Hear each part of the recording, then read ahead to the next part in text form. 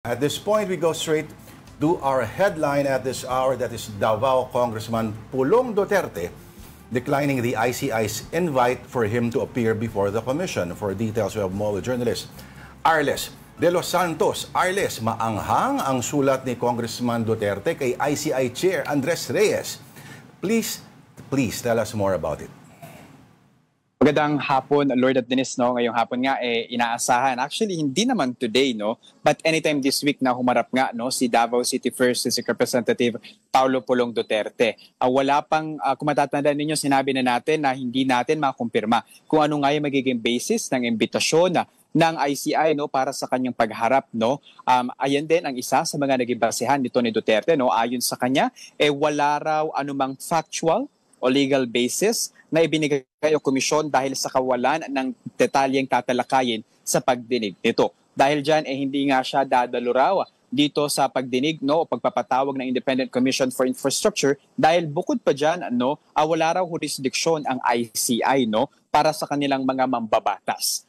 Yung ICI daw ay binuo sa pamamagitan ng Executive Order number 94, which means mas focus lang daw dapat ito sa executive branch. And kung ano man daw yung impormasyon na kakailanganin sa mga flood control projects at mga proyekto, nandiyan naman daw yung iba't iba na mga ahensya ng pamahalaan, no, kagaya ng DENR, DTI at iba pang, no, nandito yung listahan DENR, DOJ, DICT, PICAP at DTI, no, para nga tumulong at DPWH and DBM pa actually para nga dito sa isinasagawang investigasyon nila. Ano nung kinalaman ng DTI doon at DENR? Pero, so, tumanggi ang kongresista mula sa Davao. Ano naman ang gagawin sa kanya ng ICI ngayong siya tumanggi? May magagawa ba sila? Wala pa tayong nakukuhang komento mula sa ICI, Lord, no, dito nga sa hindi pagdalo ni Representative Paulo Duterte, no. Hintayin natin kung magkakaroon ba sila ng press conference ngayong araw dahil nakasalang na ngayon, no, yung isa sa mga resource person na pinakainaabangan nga natin ngayong linggo, ayan si Presidential Son at Ilocos Norte First District Representative Sandro Marcos. Naanyayahan din, no, naanyayahan din si Sandro Marcos, of course. Pero Pumiling. Umiling siya. He volunteered. He volunteered. Executive session. Kasi nadawit diretso ni Congressman Zaldico, no, sa kanyang mga video. At siguro to clear his name.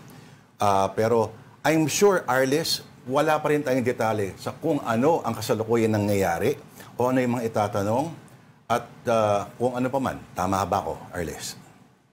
Tama ka dyan, Lord, no? Sa pamamagitan ng counsel nito, no, na si Attorney Mitch Lazaro, nang hiniling nga nito ang executive session dahil ayon sa kanila, ayaw nila na magamit sa muli, no, yung impormasyon na ibibigay nito, no, ni Representative Marcos at ayaw daw nito na ma-jeopardize o makompromiso ang isinasagawang investigasyon ng ICI sa mga maanumalyang flood control projects ng pamahalaan. Pero Lord, dagdagan lang natin, no, yung kay Representative Paulo Duterte. Bukod kasi doon sa hindi niya pagdalo, no, meron pa dito na banggit siya, no, na ito daw na ICI, no, na binuo ni President Marcos, no, isa daw ito yung Pangulo mismo sa mga inimplicate dito sa malawakang anomalya, no, ng flood control projects ng pamahalaan. So dapat daw na investigahan, no, unahin yung Regions 1 and Region 8, no, na dito nga sa investigasyon na ginagawa nito at dapat din daw konsiderahin o silipin din ng komisyon yung inilabas na testamento at video ni Representative Zaldico. Pero paulit-ulit nang binanggit ng ICI na immaterial pa ito dahil kailangan panumpaan niko ang kanyang mga testamento at bukod pa dyan, humarap dito sa investigasyon at yung veracity, no, or yung authenticity rather ng video nito sa social media. Oo, pero yung pasabog kanina. Ayun na nga I was just gonna say na bukod dun sa usap-usapan na this sets a precedent kasi, no, yung mga sinasabi na paprotektahan yung kanilang reputation, yung hindi pupunta kahit naimbitahan.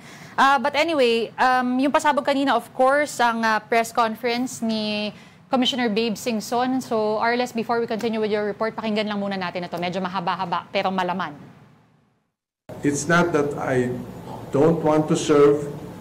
It is just that my body and also the stress on my family, we are not used to this heavy stress, including heavy security for the family's safety.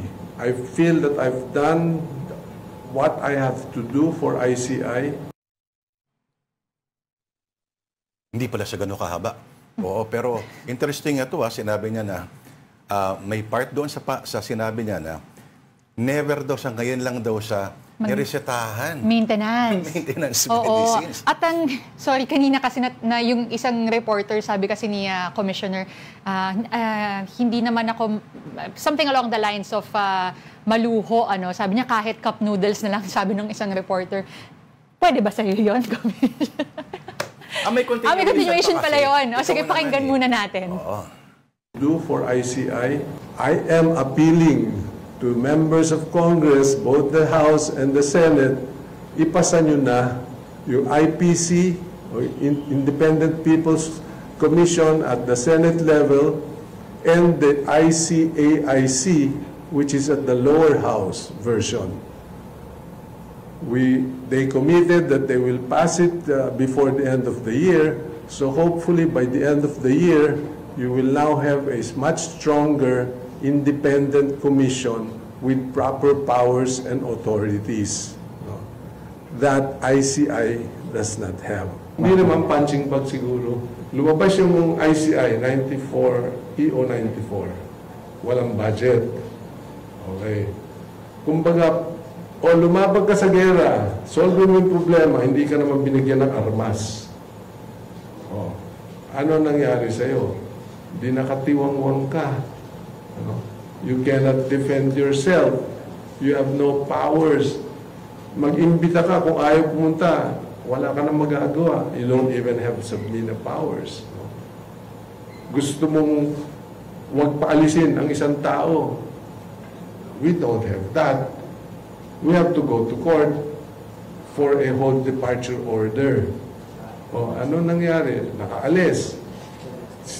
Sisisihin pa kami doon. Punching bag ka na naman. Ba't hindi niyo pinigilan? Wala nga kaming power to stop that guy. We were absorbing a lot of the flack for something that we have no power to do. Pakulong niyo yan, yung kurakot. Wala naman kaming power na magpakulong. O di, sino sinisi? ICI. Ang bagal nyo. You must be protecting the big fish. You must be protecting somebody. So binato ng lahat sa ICI. That's what I meant when I discussed it with Congressman Elise. Ayun. Kita mo? So parang sundalo na pinadala sa gera, pero hindi sapat yung armas sa kanya, kaya tumaas yung blood pressure. Ganun ba Hindi, yun? because we were talking to Arles about this yesterday as well. If we can recall na, ano nga bang pwedeng gawin ng ICI kung hindi pumunta? And wala, parang hanggang imbitasyon lang talaga as of now, di ba, Arles? Tama ka dyan, Dennis, no? Yung kung matatandaan natin, ito yung paulit-ulit talaga na kinakalampag ng publiko. Kailangan at actually ng ilang mga mababatas na kailangan ng ICI ng pangil, no? Kaya nga yung iba talagang isinusulong yung IPC, and kung di tayo nagkakamali isa ICAIC, no?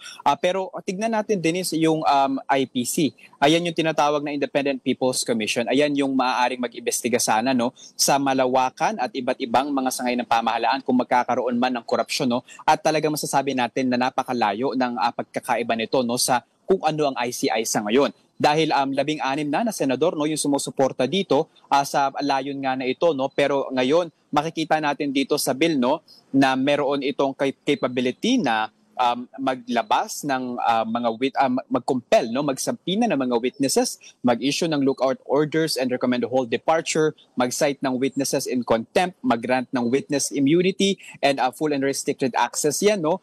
Meron din yung ilang pag-freeze agad-agad, no, ng mga asset ng mga madadawit dito sa iba't ibang mga anomalya. Pero bukod dyan, pwede rin nilang utusan yung kapulisan, no, para magkaroon nga, no, NBI, no, na mag-imbestiga dito sa mga ganitong alegasyon ng korupsyon. And then yung ombudsman, and then yung DOJ ay tutulong na magbigay ng mga staff, no, sa IPC kung magagawa o maipapasa man, no, para nang sa gayon masiguro nga yung pananagutan ng mga politiko o mga opisyal ng pamahalaan na masasangkot sa anumang korupsyon. Sabi nga ng isang kongresista na involved dyan sa pag-draft ng batas o ng panukala sa House of Representatives, no, para doon sa Independent Commission Against Infrastructure Corruption, hinaantay nila na i-mark as urgent ng Pangulo, no, para mas mabilis yung usad raw Pero yung pinagpuyatan daw nila, parang hanggang ngayon ay hindi pa rin natutugunan. At bahagi din yan, Arles, yung sa panayam kanina ni dating Commissioner Singson sa sister program natin na One Balita Pilipinas, sabi niya, 41 million, may pagka-sarcastic pa siya, sabi niya, talagang pinapahalagahan kami. Kasi alam, to the point of say, parang short of saying na parang hindi ganong kalaking pondo binibigay sa amin. Kaya makikita mo how yung priorities talaga. Ultimately, may babagsakan pa rin, no? Na sisi. Pero ang interesting dito, sinabi rin ni, pakikwento sa amin, Arles, ni dating Secretary Singson, kung gaano raw yung mga discarding kailangan nilang gawin para sa mga equipment, etc., office gear, etc. Kung matatandaan nyo, Lord, isa sa mga issue din, yung hamon dito sa ICI, yung kakulangan ng mga abogado, no? Yung ilan sa mga una nilang nakuha mula sa Public Attorney's Office, no? Bagaman alam natin na mahuhusay itong mga abogado na ito, may mga agam-agam ang publiko na ito raw ng mga abogado nito ay loaded din sa mga kaso, no? And parang hiram lang din sila. And karamihan sa kanila volunteer pa rin ang ginagawang trabaho dito sa ICI dahil bagaman naaprubahan na yung budget, ang alam natin hindi pa rin ito na-download, no? So sa ngayon parang pakunti-kunti, nadadagdagan naman yung mga tao dito sa ICI.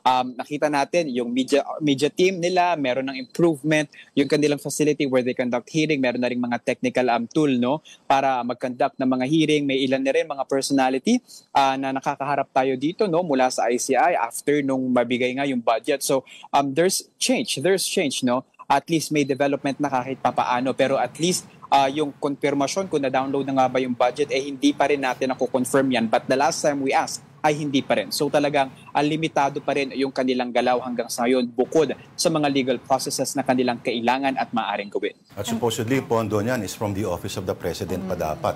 Ngayon daw, gumagamit sila ng, kumugot na sila sa DOJ budget daw no? Pero isipin mo, pati yung printers kailangan daw ni Secretary manghiram sa mga friends for the private sector at mga volunteers. Sabi niya may mga volunteers nga, pero syempre, hindi naman pwedeng everyday may papagawa ka, tapos kahit as simple as yung pakain doon, saan mabubunutin yung mga... Cup noodles. Tataas ang pag nasobrang ka sa cup noodles. Oo. Teka muna. Okay.